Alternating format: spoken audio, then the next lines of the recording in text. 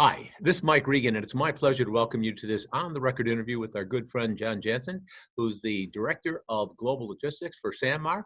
And we're here to talk today about how a shipper like Sanmar that gets so much of its product from overseas is managing in the wake of the coronavirus. So, John, I'd like to welcome you to this interview and looking forward to getting your thoughts about the things that are happening and how you're managing around it. Mike, it's good to talk to you as always. So, John, walk us through boots on the ground. A little bit about your company for people that don't know. It's a fascinating story, and your source, your products, where you get them from, and how you're getting them. Sure. Well, for those that don't know Sanmar, we are the nation's largest wholesale distributor of apparel into the printed market. So we're selling the blank canvas to the screen printers, the decorators of the world, who then turn those into printed apparel or uniforms or shirts for a concert, fun run, those types of activities. And we source our product from nearly 22 countries around the world. And then we bring that product into two cross docks, one on the East Coast, one on the West, and then distribute through 10 distribution centers around the United States. So our goal is to deliver our product within one day to our customer. And we have nearly 75,000 small to medium businesses out there that depend on us to be their inventory, to be their delivery, and manage that for them. Okay, and John, for those that may not know, you were gracious enough to participate in a couple of our Transact CSCMP and NASDAQ Breaking Down the Silo webinars, where we talked about breaking down the silos between the sales and transportation and procurement and transportation. Can you talk about how that strategy, that holistic approach that you guys have adopted, has been instrumental in helping you manage through this, I dare use the word crisis, but it's pretty serious stuff? Well, and as far as the crisis standpoint, um, you know, I think we focus really clearly on some really core values. And one of those values is to passionately serve our customer. And so, the ability for everybody at Sanmar, if they put that as our value, then things start to get easier. Now, obviously, with this crisis situation, number one concern is our employees and to make sure that our employees are safe. And beyond that, how can we then take that and continue to serve the customer? So, we have significant number of employees working from home and taking all of the advised national precautions to move product through the supply chain. And so thus far today, we're still able to do that. But it certainly is becoming more and more of a challenge every day. So, John, and that's really what I wanted to touch on as well. What is actually going on? What have you seen over the last 4 to 5 weeks? I know you and I have had some conversations where, you were the guy that sent me that report from McKinsey that's in our coronavirus section there. Help us understand what's really going on in terms of getting your product in from 22 different countries. Well, it all started, if you look at the product coming from out of our East Coast product, we really haven't seen too many challenges with that. The stuff that comes from Africa, Honduras, Haiti, and those regions. As we're starting to see Asia break loose, we're not a huge China shipper, but Asia has started to break loose and factories are back to work. People are moving product, and we're starting to see a little bit of congestion on the ocean lines. The ocean carriers had so many blank sailings that over the coronavirus period, they removed capacity from the Trans-Pacific market. There was somebody that said the coronavirus caused more blank sailings than when Hanjin went out of business. So if you think about that, that is an unbelievably large number of vessels that weren't moving. So when you say blank sailing, I don't mean to interrupt you, John, but for those that may not be familiar with some of the lingo that we use, what is a blank sailing? So a blank sailing would be that the vessel line decides to just remove that vessel from a scheduled run. So if it was scheduled to do Shanghai, Seattle, and Long Beach back to Shanghai, they just don't run. They keep the ship out of the string that it's running and will not run it. They would say it's cheaper to run it empty and in harbor than it is to put it into practice and run it half full. So the the vessels are moving now, products on the vessels, and I think experts are kind of saying that we have a potential peak coming as it hits the West Coast, because more and more, everybody's trying now to get product on the vessel, get it moving to the West Coast, and it's just going to be this capacity challenge, I think, is going to work itself across the Trans-Pacific, hit the West Coast, and then we could potentially see some challenges in the trucking and those markets as everything starts to hit the West Coast. Another stat that came up was if you're trying to export to Asia and you're going through the West Coast, there's over a month backlog of products sitting there waiting to go because the vessels haven't been coming in, so vessel product can't go out. So at some point, this backlog has to break loose. And John, just, in our recent 2-minute warning, Derek Leathers, we interviewed him, and he brought up the fact that come late April, May, early on into June, a confluence of events may make capacity as tight, if not tighter than it was in 2018 at the Retail Industry Leaders Conference. I think it's likely. Yeah, well, I think it's likely. Yeah. And so, again, for us, our strategy is we're going to lean on the fact that we have not been a company that goes out and chases the dollar. So we don't chase the spot market.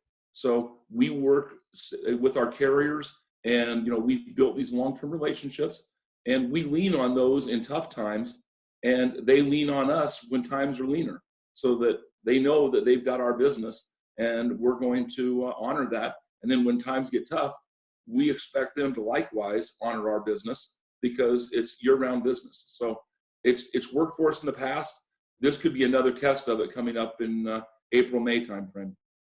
Well, and just for our listeners, let me, there's stories that abound. I was talking with a gentleman yesterday, third-party logistics firm, has a customer that uses 40-foot containers. At this time of year, moving cotton seeds, needs about 50 40-foot containers a week. There are no 40-foot containers to be found. DHL was telling us on getting stuff out of China via air, shippers could pay as much of a premium as 400 to 500% to get that product moved. So, John, one of the things that you've also been very, very good about, and one of the reasons I wanted you to share your insights, walk me through the process of interacting with across the spectrum, your CEO on down through all the other people, in terms of anticipating, for example, a real capacity crunch, leaning on your partners, but realizing that their capacity is finite.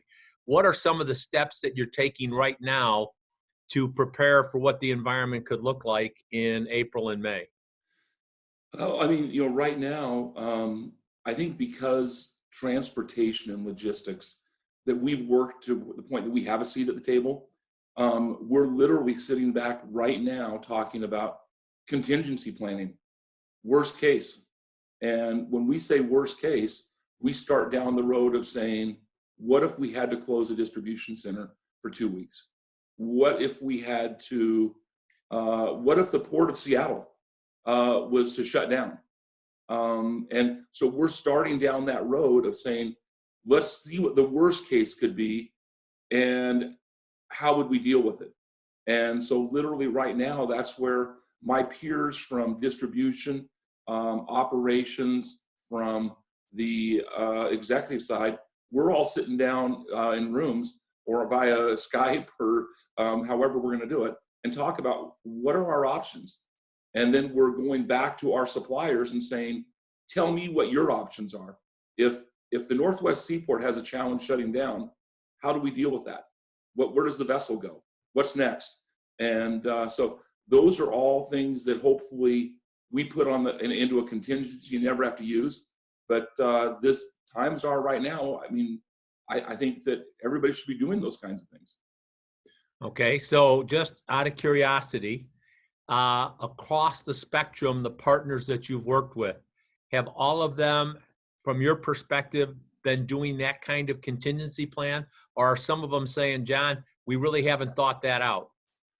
For the most part, they've all gone into their war rooms and they're starting to prepare things as to how would we deal with that. I mean, I've talked to 2 of the major truckload intermodal players We've talked to one of the nationwide rail systems, and they all are in that same mode of what do we do and how would it work?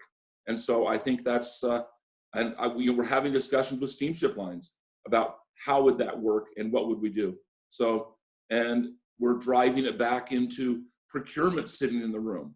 If we have to start making decisions that we need to use all water East Coast, how can we make that decision so that we can get on the right vessel and move the product? So all things that are up on the table today that we're having discussions about. You know, John, it just is an observation, and this is exactly why I wanted to talk with you. One of the things, you know, we coined the phrase the perfect storm back in 2017, heading into 2018. And my associate here at Transact, Brent, said, Mike, this isn't a perfect storm. This is an earthquake, a supply chain earthquake, because what this coronavirus has really done from our perspective is magnify the fault lines within a company's supply chain. And one of the things that I just, you know, maybe you could give me some thoughts, because one of the reasons I wanted you to just share what you shared is because what's really shocked me, and I mean really shocked me, is how few companies are doing the kind of contingency scenario planning exercises that you guys have been doing on a routine basis. I mean, they're doing it now because it's in crisis mode. But maybe you could touch on, for Sanmar, this is not something that you just started doing.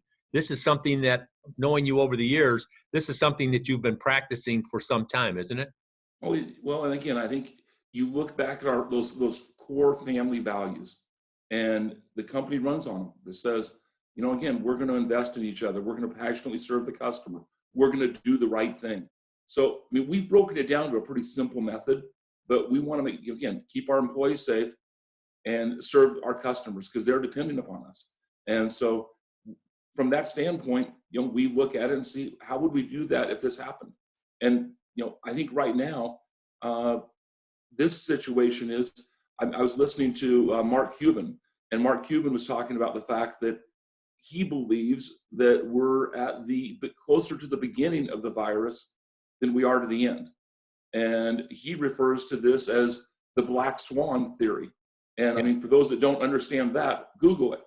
And it's very much to what you were saying about a perfect storm. And so it's interesting times. And I mean, we're certainly not saying that things are going to go nuts, but we're preparing to be able to operate as best we can. So, you know, that there's a book written by a very famous book by Talib that talks about the black swan theory. And I recommend it for everybody because he really goes through the fact that these are, you know, events which are so far out of the ordinary. It's not like you can plan on them occurring, but the fact that they do occur is a reality that you need to address. You know, let me just kind of, as we wrap it up here, John, a couple of just final questions.